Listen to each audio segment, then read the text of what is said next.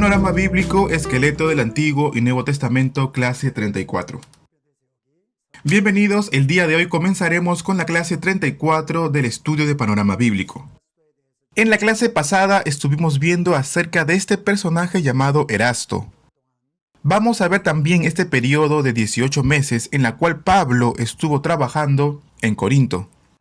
Desde ahí vamos a retomar la clase y vamos a comenzar el día de hoy. Hay muchas cosas que ocurren en su estadía en Corinto durante este periodo de 18 meses. Y vamos a considerar también lo que escribe Pablo en su epístola. Pero antes les quiero mostrar una foto. Esta foto yo la tomé en el Acrópolis de Corinto, en un monte.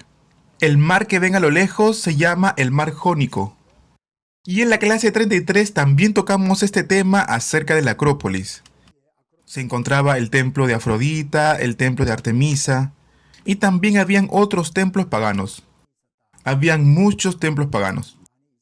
Primera de Corintios fue escrita por Pablo en su tercer viaje misionero, y él se encontraría en Éfeso. Y en esta epístola vamos a encontrar muchos errores que estaban cometiendo los santos que se encontraban en Corinto. Uno de ellos es cuando comían lo sacrificado a los ídolos. Y esto lo podemos ver en 1 de Corintios capítulo 8. Pero también me he referido a este punto en las clases anteriores. ¿Se acuerdan cuando les comenté que iban al mercado y compraban las mejores carnes? Todas estas carnes de mejor calidad habían sido presentadas en primer lugar a los ídolos. Entonces Pablo les dice, tú puedes comer lo sacrificado a los ídolos, si tu fe es suficientemente fuerte. Porque en realidad los ídolos no son nada. 1 de Corintios capítulo 8, verso 4, dice, acerca pues de las viandas que se sacrifican a los ídolos, sabemos que un ídolo nada es en el mundo y que no hay más que un Dios. Por eso es que él decía pueden comer, porque los ídolos no son nada. Pero si han visto por judíos que se habían convertido al judaísmo o por débiles en la fe, que cuestionaban lo que era presentado como sacrificios a ídolos y todavía no eran libres del todo de las doctrinas judaicas, entonces sí es mejor que no coman lo sacrificado a los ídolos. ¿Por qué? Por amor a los hermanos más débiles en la fe, para que de esta forma no sean tropezaderos a ellos. Pablo decía, si la comida es ocasión de hacer caer a mi hermano, no comeré carne jamás. Pablo se refería a lo sacrificado a ídolos porque en aquel tiempo era común en Corinto. La idolatría era común en Corinto y esta práctica también era común. En esta foto ustedes pueden ver el Acrópolis de Corinto. Desde aquí pueden ver parte del muro que todavía queda en esta zona. ¿Ven este muro que está en la parte inferior derecha? Cuando uno ingresa a este lugar todavía puede ver muchas ruinas que han quedado ahí. Y desde este punto al horizonte se puede apreciar el mar con claridad. Este es el mar Jónico. Ahora bien, hablando del mar Jónico, quiero mostrarles este mapa y explicarles dónde queda el mar Jónico. Se los voy a mostrar. Entonces, por aquí tenemos a Corinto, del lado izquierdo. Esto que les estoy marcando con el punto rojo en sus pantallas es Corinto. Y esta parte de aquí es el mar Jónico. Esto que está entre Corinto y Atena, en esa entrada es el mar Jónico. Entonces, del lado oriental de Corinto se encontraría el mar Egeo. Y al norte se encontraría el otro mar. Toda esta zona grande de agua, de mar, es el mar Mediterráneo. Y el mar Egeo quedaría muy cerca a Corinto. Y esto que se encuentra al norte de Corinto sería el mar Jónico. Corinto es una ciudad portuaria muy importante en la antigüedad. Éfeso también era una de las ciudades más importantes en aquellos tiempos. Junto con Corinto, las ciudades portuarias presentan una decadencia moral muy importante. ¿Por qué? Porque los marineros estaban mucho tiempo en el mar, y cuando llegan a la tierra lo primero que buscaban eran mujeres, y en esos lugares abundaba la prostitución, y había mucha decadencia sexual y moral. Y además, al ser una zona portuaria, llegaban muchos extranjeros. Es por esa razón que había mucha decadencia moral en aquellos lugares. Por el otro lado se encontraría Éfeso, una ciudad muy importante que se encuentra en la costa del mar Egeo. Atenas también es una ciudad portuaria. Pero miren Corinto. Corinto se encuentra en la costa del mar Jónico. Pero si se dan cuenta, está cerrado por tierra. No es que el mar Jónico se junte con el mar Egeo. En realidad no reúne condiciones para que sea una buena ciudad portuaria. Pese a esto, Corinto pudo ser y ser reconocida como una ciudad portuaria. ¿Saben por qué? Cuando llegaba un barco del mar Jónico, lo pasaban por tierra y eran tirados por caballos, por mulas, y lo bajaban al mar Egeo. A los barcos les convenía pasar por Corinto en vez de dar toda la vuelta por la península. Es por eso que Corinto fue una ciudad portuaria muy importante. También les hablaba y les comentaba acerca de la decadencia sexual. Es por eso que en Primera de Corintios el apóstol Pablo les advierte a los santos de aquel lugar sobre la decadencia moral. Entonces recordemos que de Troas, Pablo vuelve a Corinto. Y desde aquí Pablo va a escribir una epístola. ¿Saben cuál es? Escribiría Primera de Tesalonicenses.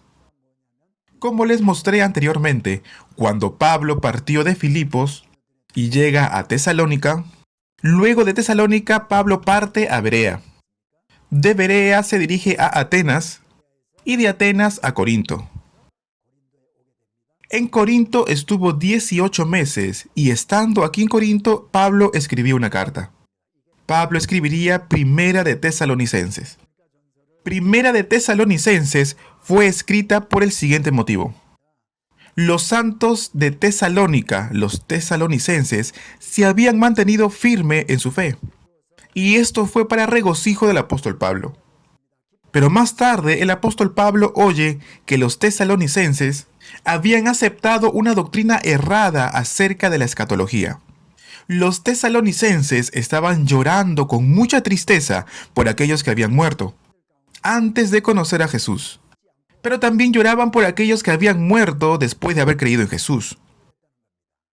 Cuando venga el Señor, nosotros seremos arrebatados. Pero ¿qué pasa con los muertos? Ellos no tenían un conocimiento exacto acerca de esto. Y al oír Pablo que ellos estaban llorando por los muertos, el apóstol Pablo escribiría una carta dirigiéndola a ellos. ¿Con el propósito de qué? De alentarles por la perseverancia en la fe pese a la tribulación. Y para enseñarles cuál es nuestra responsabilidad sobre la segunda venida del Señor. Y también les explicaba cómo iba a ser esa segunda venida del Señor. Esas son algunas de las cosas que el apóstol se dispone a enseñar a los de Tesalónica. Primera de Tesalonicenses, capítulo 4, del 13 al 18. Tampoco queremos, hermanos, que ignoréis acerca de los que duermen, para que no os entristezcáis como los otros que no tienen esperanza. Porque si creemos que Jesús murió y resucitó, así también traerá Dios con Jesús a los que durmieron con él. Por lo cual os decimos esto en palabra del Señor, que nosotros que vivimos, que habremos quedado hasta la venida del Señor, no precederemos a los que durmieron. Porque el Señor mismo con voz de mando, con voz de arcángel y con trompeta de Dios, descenderá de los cielos y los muertos en Cristo resucitarán primero. Luego, nosotros, los que vivimos, los que hayamos quedado, seremos arrebatados juntamente con ellos en las nubes para recibir al Señor en el aire, y así estaremos siempre con el Señor. Dice la palabra que el Señor volverá en el aire por las nubes. Se escucharán las trompetas de ángeles, y así de esta forma vendrá el Señor en las nubes. Y los que murieron en Cristo serán resucitados primero. Y luego aquellos que están con vida serán arrebatados. Ellos serán arrebatados en las nubes para recibir al Señor en el aire. Y así estaremos siempre con el Señor. Por tanto, alentaos los unos a los otros con estas palabras. Lo que les trata de decir es: si ha muerto un pariente tuyo, no llores con tristeza, como aquellos incrédulos lo hacen, porque ellos también resucitarán cuando el Señor volviere. Y les dice: aliéntense los unos a los otros. Con estas palabras, con todas estas palabras, es que Pablo le recomienda a los hermanos de Tesalónica. Y ese sería uno de los motivos por el cual Pablo escribió una epístola o una carta a los hermanos que se encontraban en Tesalónica. Sobre esta diapositiva de los tiempos finales no me voy a detener mucho porque ya lo hemos tocado, ya lo hemos visto, ya lo expliqué también en forma detenida. Un poco más adelante en el tiempo, Pablo va a escribir Segunda de Tesalonicenses. Me gustaría que vean en la siguiente foto. Esta foto pertenece a la iglesia de San Demetrio, iglesia que se encuentra en Tesalónica y se encuentra un poco más arriba de Agora, dentro de lo que son las ruinas de esta ciudad. Es una iglesia de San Demetrio, es decir, que es una iglesia católica. Y allí adentro yo tomé esta foto. En esta foto se puede ver la imagen de un santo que es traspasado por las lanzas de unos soldados romanos. Este personaje es San Demetrio. Este hombre era de Tesalónica, alababa y glorificaba al Señor, servía a Dios en ese lugar y sufrió martirio. Fue por esa razón que después fue considerado como un santo. Habían muchas personas en aquel tiempo que tenían fe así como él. Entonces el apóstol Pablo elogia a los santos de Tesalónica por su fe. Pero también Pablo corrige su doctrina acerca de la escatología. Y de esa forma Pablo les va enseñando cómo deben de vivir como creyentes de los últimos tiempos. Y aunque sean perseguidos, ellos debían de mantener su fe. Es por esa razón que Pablo escribió Segunda de Tesalonicenses. El primer libro que escribió Pablo fue después del primer viaje misionero, antes de ir al Concilio de Jerusalén. Pablo se encontraba en Antioquía y allí escribió Gálatas.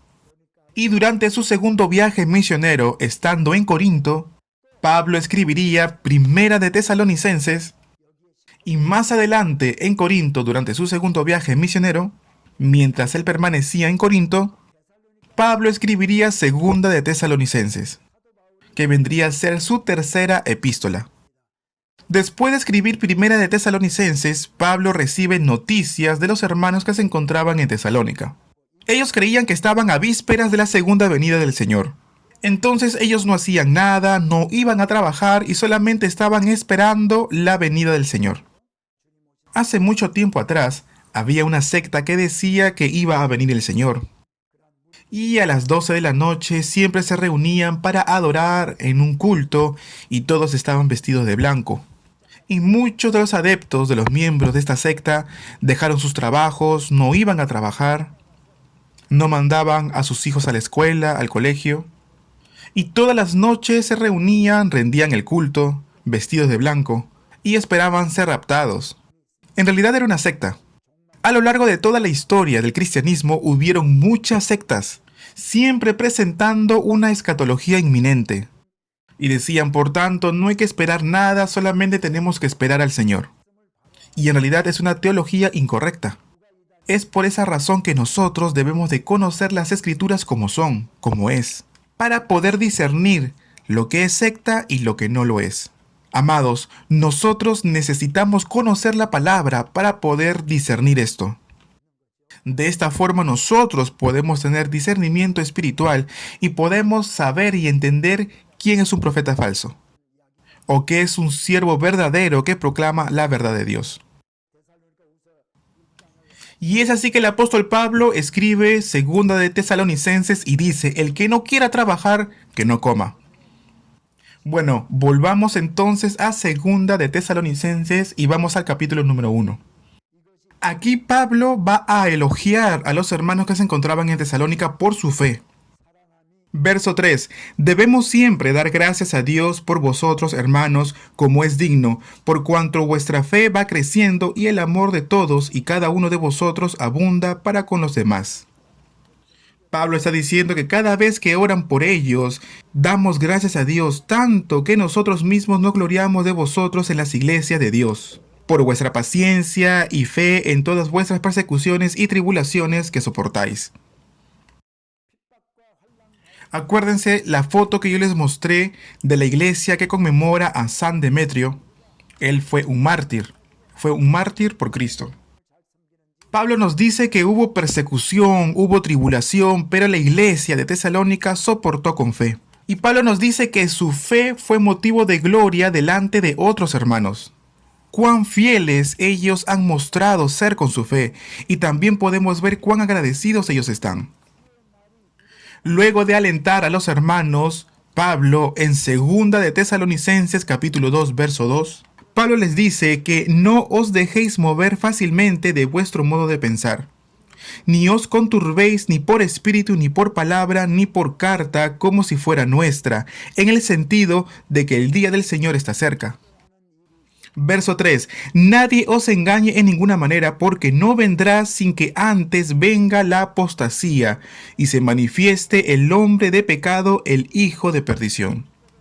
Se está refiriendo a las sectas, a aquellos que dicen que falta poco para que venga el Señor. Y les dicen, no vayan a trabajar, no hagan nada, no vayan a estudiar. Pablo les está diciendo, no deben de ser engañados por estas falsas doctrinas. Y Pablo dice que no vendrá sin que antes venga la apostasía y se manifieste el hombre de pecado, el hijo de perdición. Es decir, que primero tendrá que manifestarse el anticristo, habrá mucha apostasía. Y cuando se manifieste el hijo de perdición, sabrán ahora sí que comienza el final de los días. El apóstol Pablo les dice, ¿no quieren trabajar? No coman entonces. Y Pablo les está enseñando cuál es la actitud con la cual uno debe esperar los postreros días. Cómo debe de ser nuestra vida. Y para esto escribe 2 de Tesalonicenses. Les voy a mostrar otra foto más. ¿Se acuerdan que yo les decía que Corinto llevaba los barcos por tierra? Y llevaban los barcos del mar Jónico hasta el mar Egeo. Esta es una foto del Diolcos. Veamos en el mapa. Entonces del mar Jónico llevaban los barcos al mar Egeo.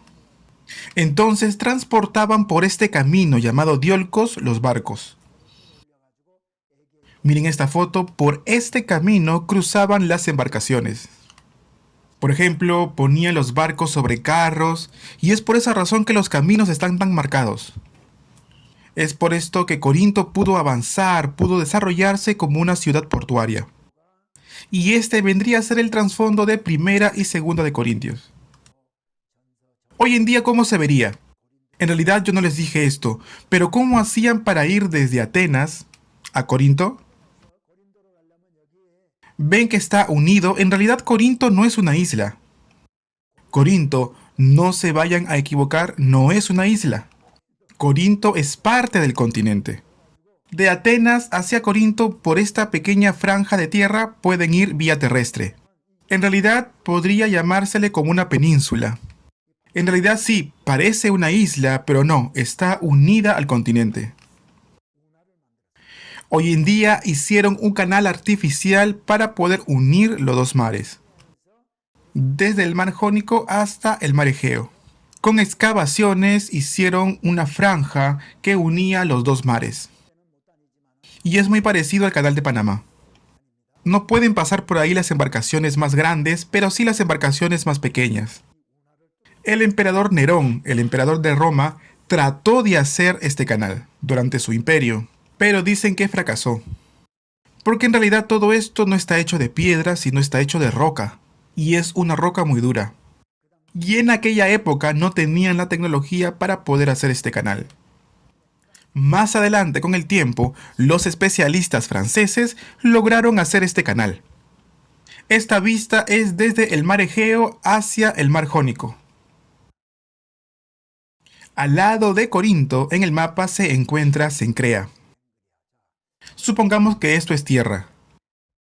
Corinto, Atenas aquí.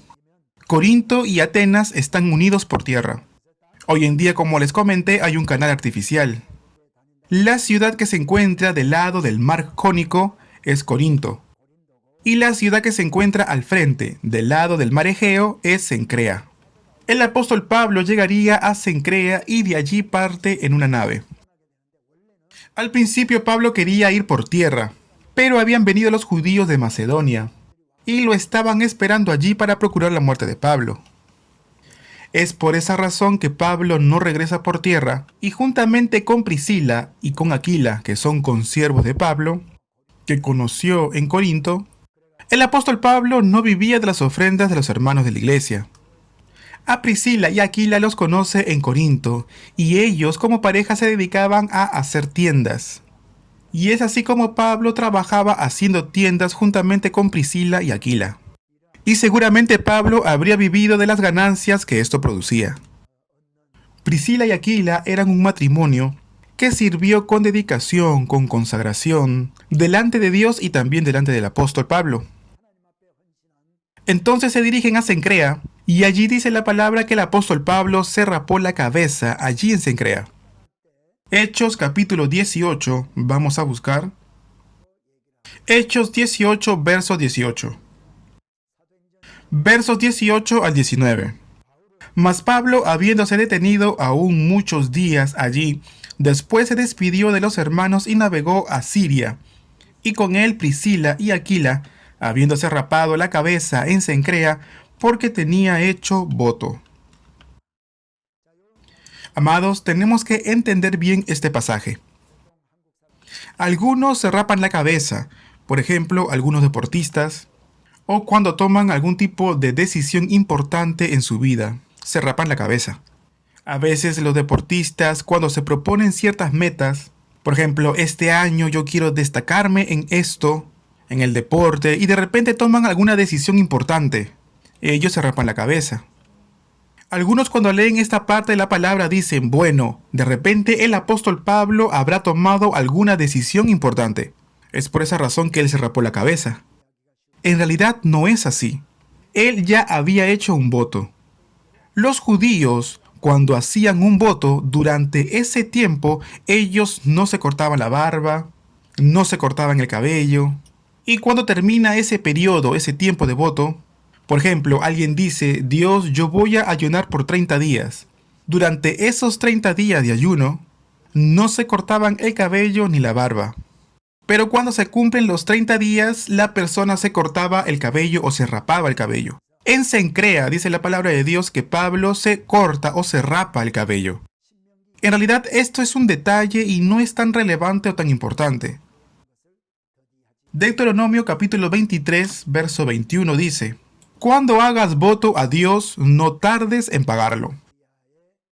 Bueno, esta foto que ven en sus pantallas es Cencrea. Y serían las ruinas de esa ciudad. En realidad, no hay muchas ruinas que quedan aún en Cencrea. Ven, se dan cuenta que hubieron también columnas. Y por medio de estas ruinas que quedaron en esta ciudad, podemos saber que hubieron edificaciones. Y eran edificaciones bastante grandes. Entonces, de Cesarea nos dirigimos a Éfeso. Antes, el mar llegaba muy adentro de la ciudad. Pero a lo largo de 2000 años se fueron llenando de arena, de sedimentos. Y en realidad Éfeso no es el único caso. Existieron muchas ciudades que antes eran portuarias, como Mileto por ejemplo. Pero el día de hoy se han llenado de sedimentos. Es por eso que cambian un poco sus costas. En esta foto podemos ver lo que sería la bahía, donde habría estado el apóstol Pablo. Y este camino es el camino que conduce a la bahía. Dice que Pablo vino juntamente con Priscila y Aquila por este camino. Y el apóstol Pablo permanecería una semana aquí. Luego parten de este lugar, pero dejaría a Priscila y Aquila para que pastoreen este lugar. Más adelante, los discípulos que se encontraban en este lugar piden a Pablo que los visite una vez más. Y Pablo les dice que si fuera la voluntad de Dios, él regresaría. Y luego Pablo parte de allí. Y como les dije hace un momento, Pablo deja a Priscila y a Aquila en ese lugar. Los deja en Éfeso. Les pido por favor que puedan recordar este detalle. Luego, cuando Pablo se encuentra ya en su tercer viaje misionero en Corinto, Priscila y Aquila se encontrarían en Roma. Ellos estarían pastoreando en Roma. Pero eso lo vamos a dejar para más adelante cuando veamos el tercer viaje misionero. Por ahora, Priscila y Aquila se van a quedar aquí en Éfeso. Y esto sería durante el segundo viaje misionero de Pablo. En su tercer viaje misionero, vamos a ver cuando Pablo llega a Éfeso y vamos a ver lo que ocurrió allí.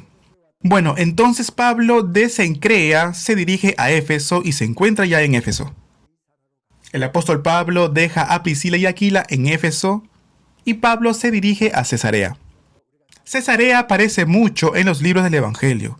Es allí donde el diácono Felipe predicó el Evangelio. También él predicó en Samaria. y se encontraría con un eunuco etíope, a quien le predicaría el evangelio. Luego él se dirige a Ascalón, luego a Asdod, y recibe la guía del Espíritu Santo para dirigirse a Cesarea. Todo esto nos habla el libro de Hechos. Este es el mismo Cesarea. En aquella época, en Cesarea se encontraba el palacio de Herodes, como también se encontraba en ese lugar la casa del gobernador romano. De Cesarea, Pablo se dirigiría a Jerusalén, y allí visita la iglesia de Jerusalén. Y desde Jerusalén se dirige ahora a la iglesia de Antioquía, el lugar donde él partió como misionero. Y de esta forma concluye el segundo viaje misionero del apóstol Pablo. Después del segundo viaje misionero, al poco tiempo, él emprendería su tercer viaje misionero. El apóstol Pablo viaja de manera constante por causa del Evangelio, en especial visitando aquellas regiones donde él había predicado y había levantado iglesias. De esta forma Pablo fortalecía la fe de los hermanos. ¿Para qué? Para que ellos no tropiecen en la fe. Y a donde Pablo iba, por lo menos Pablo permanecía una semana. ¿Por qué? Porque Pablo rendía el culto con los hermanos, los días domingos. Bien, ahora empecemos con el tercer viaje misionero del apóstol Pablo. Pero recordemos que entre el segundo viaje y el tercer viaje misionero no habría pasado mucho tiempo. No habría pasado mucho tiempo en el que Pablo estuvo en la iglesia de Antioquía. Hechos 18:23 dice, y después de estar allí algún tiempo, salió recorriendo por orden la región de Galacia y de Frigia, confirmando a los discípulos. Como les dije anteriormente, el apóstol Pablo tenía la necesidad de confirmar a todos aquellos que se habían convertido por predicar el evangelio. De esta forma Pablo confirmaba la fe de ellos, visitando nuevamente a las iglesias, para poder ver a los hermanos, y de esta forma ellos puedan permanecer firmes en la fe. Y que no claudiquen, y si tuvieran algún problema, poder ayudarles, animarles, a que ellos puedan superar aquella dificultad. La palabra de Dios nos dice que recorrió la región de Galacia y de Frigia. Esto que ven aquí es la región de Galacia, ya se los había dicho anteriormente. Algunos sostienen que el libro de Gálatas habría sido escrito durante su tercer viaje misionero. Y aquellos son los que dicen que Pablo había recorrido la parte norte de Galacia. En mi caso, yo sostengo que Gálatas fue escrito después de su primer viaje misionero. Y yo sostengo que Pablo escribió a todos los discípulos en su recorrido a la parte sur de Galacia, como Antioquía, Iconio, Listra, Derbe. Y en esos lugares habría levantado iglesias, y habría predicado también el evangelio. Entonces la palabra de Dios nos dice que recorrió por orden la región de Galacia y de Frigia, confirmando a todos los discípulos. Y nos dice que no hizo discípulos, sino que confirmó a aquellos que ya eran discípulos, aquellos que le había predicado antes.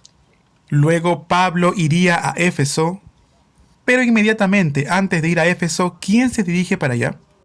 Capítulo 18, verso 24 dice, llegó entonces a Éfeso un judío llamado Apolos, natural de Alejandría, varón elocuente, poderoso en las Escrituras.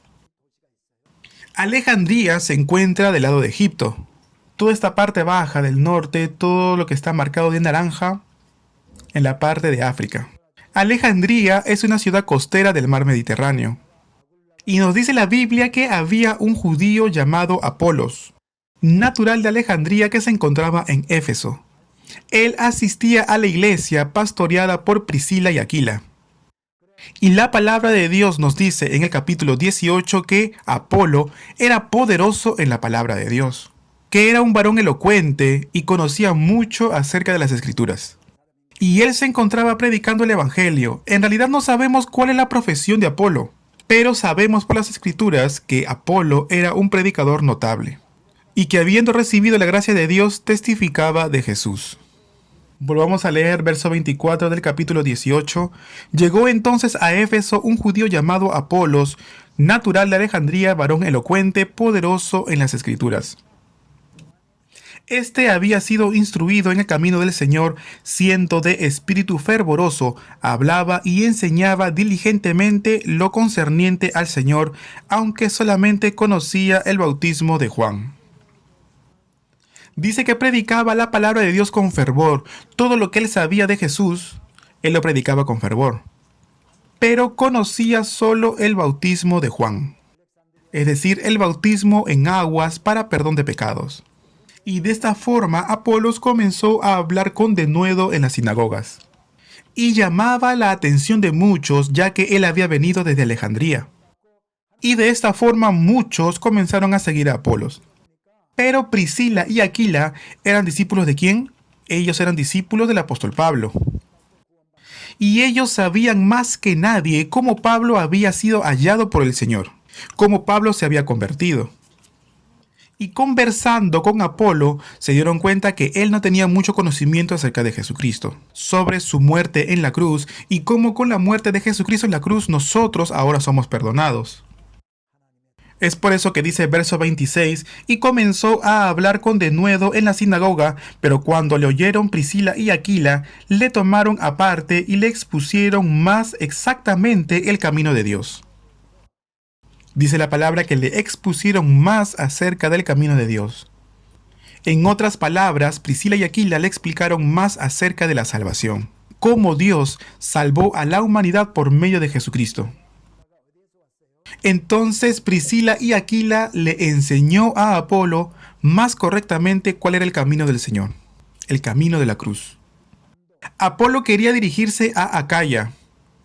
Ahora bien, Priscila y Aquila, ¿de dónde eran? Ellos eran de Corinto, ¿verdad? Acaya es una región más grande que comprende Corinto, Éfeso. Toda esa región se llama Acaya. Entonces, como Apolos quería ir a Acaya, Priscila y Aquila le manda una carta. Y en esa carta ellos señalan que Apolos es un hombre fiel, que lo reciban bien, como un hermano más en Cristo. De esta forma Apolos se dirige a Corinto. Y allí él se encuentra con los hermanos, les entrega la carta y tiene comunión con los santos y también testifica acerca de las Escrituras. Y es en estos días que Pablo escribiría a la iglesia que se encuentra en Corinto. Y cuando veamos eso, hablaremos un poco más acerca de Apolos. Entonces vemos que el apóstol Pablo parte y se dirige a Galacia para poder llegar hasta Éfeso. Hechos capítulo 19 verso 1. Aconteció que entre tanto que Apolos estaba en Corinto, Pablo, después de recorrer las regiones superiores, se está refiriendo a Frigia y Galacia, vino a Éfeso y hallando a ciertos discípulos. Al ver Pablo a estos discípulos, él les pregunta y les dice: ¿recibisteis el Espíritu Santo cuando creísteis? De esta forma Pablo les preguntó. Y ellos le dijeron: ni siquiera hemos oído si hay Espíritu Santo. Lo que estos discípulos le están diciendo a Pablo es que ni siquiera habían escuchado acerca del Espíritu Santo. Verso 3. Entonces dijo: ¿en qué pues fuisteis bautizados? Ellos dijeron: en el bautismo de Juan.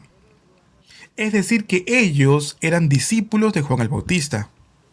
Y como tales, tan solamente habían sido bautizados por el bautismo de Juan. Entonces Pablo les dice que Juan bautizó con el bautismo de arrepentimiento, diciendo al pueblo que si creyesen en aquel que vendría después de él, esto es, en Cristo Jesús. Entonces dijo Pablo: Juan bautizó con bautismo de arrepentimiento, diciendo al pueblo que creyesen en aquel que vendría después de él, esto es, en Jesús el Cristo. Como ellos eran discípulos de Juan el Bautista, ellos solamente tenían conocimiento del bautismo de Juan, y conocían hasta este punto. Y no tenían conocimiento de Jesús. Es por esta razón que Pablo les dice: su maestro, Juan el Bautista, les dijo que crean en aquel que vendría después de él, que es Jesús el Cristo. Y ellos fueron bautizados en el nombre de Jesús, dice las Escrituras. El apóstol Pablo pone la mano sobre ellos y viene sobre ellos el Espíritu Santo.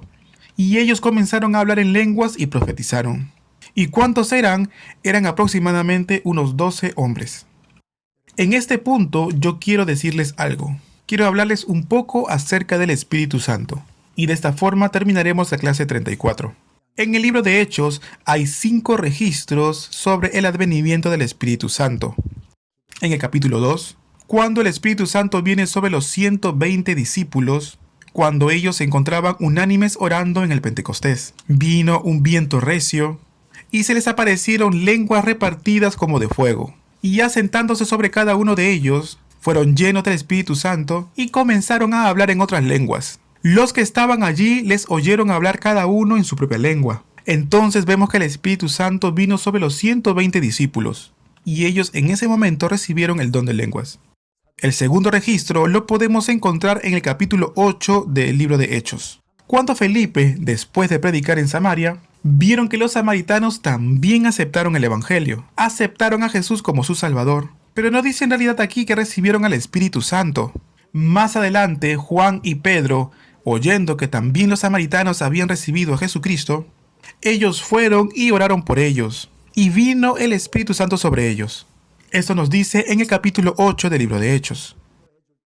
Entonces, en el capítulo 2, ellos oraron unánimes y recibieron al Espíritu Santo.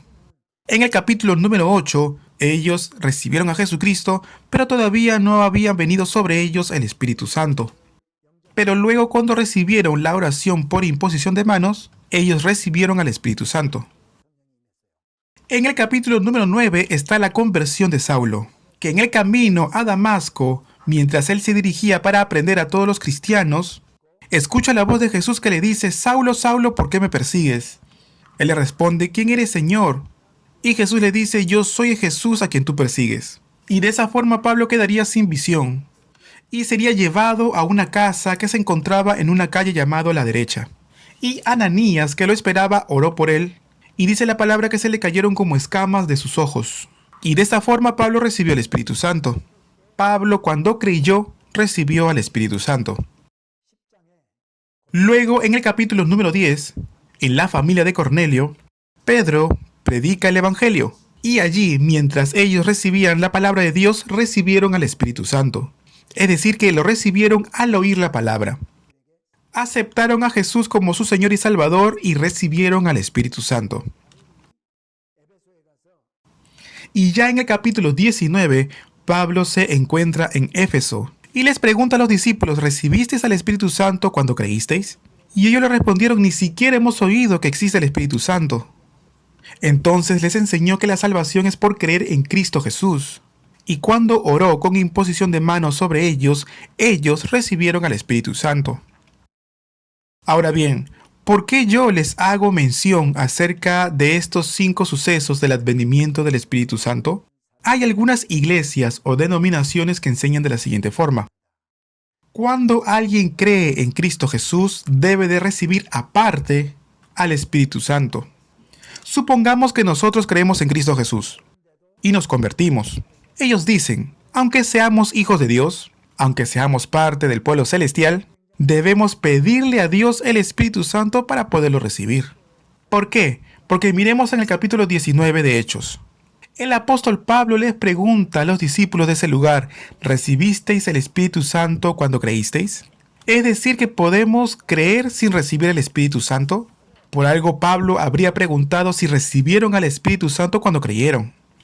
Es por eso que, aunque sean creyentes, ellos deben pedir para poder recibir el Espíritu Santo, y de esta forma puedan tener el poder del Espíritu Santo. También estas denominaciones o iglesias se basan del capítulo número 8 de Hechos. Cuando Felipe predica el Evangelio a los samaritanos, ellos habían recibido la palabra de Dios. Pese a esto, ellos no recibieron al Espíritu Santo inmediatamente, sino hasta que vinieron Pedro y Juan y recibieron por imposición de manos. Ellos oraron por ellos y de esta forma recibieron al Espíritu Santo. Entonces estas iglesias toman como 2 conceptos aparte. Creer en Jesucristo es una cosa, y pedir el Espíritu Santo y recibir su bautismo es otra cosa. Amados, yo discrepo con esta posición. Yo creo que cuando uno dice: yo creo en Jesús, yo he recibido el Espíritu Santo, yo he sido justificado, yo he recibido el perdón de pecados, yo soy parte del pueblo celestial de Dios, yo soy hijo de Dios, yo soy parte del pueblo de Dios, yo he recibido la vida eterna. Todo eso son sinónimos. El que no ha recibido a Cristo Jesús no es parte del pueblo celestial. El que no ha recibido el Espíritu Santo no puede ser hecho hijo de Dios, ni tampoco puede ser parte del pueblo celestial. Todo esto son sinónimos. Cuando nosotros recibimos a Jesús como nuestro Salvador, recibimos también al Espíritu Santo. Dios nos dice, tú eres mío, y en ese momento Dios nos pone un sello, es decir, las arras del Espíritu Santo, y en ese momento nosotros recibimos al Espíritu Santo. Esta es la postura de la mayoría de las iglesias presbiterianas, de aquellos que hacen una buena interpretación de las Escrituras. Cuando uno recibe el Espíritu Santo, a veces se manifiestan señales, de manera que otros, al ver estas señales, se dan cuenta que el Espíritu Santo se está manifestando. Pero hay otros casos que creen que Jesús es su Salvador, y quizá otros no notan que aquellas personas recibieron o no al Espíritu Santo, porque no se manifestó nada en apariencia. No por esto nosotros podemos afirmar que aquellas personas no recibieron al Espíritu Santo de Dios. ¿Por qué? Porque es Dios quien pone el sello del Espíritu Santo. Es Dios quien derrama su Espíritu sobre nosotros. Y el Espíritu Santo es aquel que está dentro de nosotros. Y es Él quien nos ayuda a que nosotros podamos buscar la santidad de Dios, como es digno de ser el pueblo celestial. Miren por favor, aquí hay un vaso. Yo he tomado un poco de agua y ahora tengo el vaso medio lleno. Si yo derramo más agua se llenaría, ¿verdad? Hasta rebalsar. Y cuando rebalsa yo digo que es la llenura del Espíritu Santo. Cuando uno recibe el Espíritu Santo, al principio uno va a ser lleno. Pero dentro de nosotros están los deseos de la carne, los pensamientos de la carne. Como dijo el apóstol Pablo, hay un deseo de la carne y hay un deseo del Espíritu, que están en constante lucha. Y Pablo dijo, miserable de mí, ¿quién me librará de este cuerpo de muerte? Cuando uno está lleno del Espíritu Santo, ¿cómo mantiene uno esa llenura? Alabando a Dios, orando a Dios, leyendo la palabra, buscando la presencia de Dios, teniendo comunión con los santos, escuchando la palabra de Dios para estar lleno del Espíritu Santo, y de esta forma no vivir conforme a los deseos de la carne, para poder ser guiados por el Espíritu Santo. Pero si no participamos del culto, no oramos, no leemos la palabra, no tenemos comunión con los santos y buscamos tener comunión con los del mundo, perdemos la llenura espiritual y comienza a crecer los deseos de la carne. Y de esta forma, los deseos de la carne comienzan a dominar los deseos del espíritu. Y es por esa razón que pareciera que viviéramos como cualquiera del mundo. En este punto, yo quiero decirles algo. En el libro de los Hechos aparecen 5 registros acerca del advenimiento del Espíritu Santo. Todos los ejemplos, todos tienen una característica diferente. Miren, de las 5 veces que aparece en el libro de Hechos, se estarían dando en una época de transición entre el Antiguo y el Nuevo Testamento. En el Antiguo Testamento, ¿quiénes recibían el Espíritu Santo? Era para aquellos que tenían una misión especial de parte de Dios. Un rey, un profeta, un juez, Bezalel y Oliab, aquellos que se dedicaban a la construcción del tabernáculo. A personas específicas y especiales era derramado el Espíritu Santo para que puedan cumplir una función específica. En el tiempo del Nuevo Testamento, cuando Jesús vino a este mundo, murió en la cruz, resucitó y ascendió a los cielos, ya después de esto, en el tiempo del Nuevo Testamento, ¿a quiénes fueron derramado el Espíritu Santo? A los hijos de Dios. Aquellos que con el corazón creyeron para justicia, pero que con la boca confesaron para salvación. Esto lo dice en Romanos 10:10. Lo dijo el apóstol Pablo, cuando uno cree con el corazón en Jesús y que uno confiesa con su boca que en Jesús está la salvación, recibe esa salvación, es decir, es hecho hijo de Dios. Y de esa forma el Espíritu Santo es derramado sobre aquel que confesó, porque es como que le dieran un sello, una garantía de que él es ahora hijo de Dios. Dios derrama su Espíritu sobre ellos y los adopta como sus hijos. ¿Por qué entonces los 5 casos del advenimiento del Espíritu Santo que hemos leído en el libro de Hechos son tan diferentes? Cuando Pedro predicó en la casa de Cornelio, mientras ellos escuchaban la palabra de Dios, vino el Espíritu Santo y los llenó. ¿Por qué? Porque todos estos ejemplos se dieron en la época de la transición entre el Antiguo y el Nuevo Testamento. Y en cada caso se darían características especiales y diferentes. No sé cuántos de ellos habrán recibido a Jesucristo como su Salvador.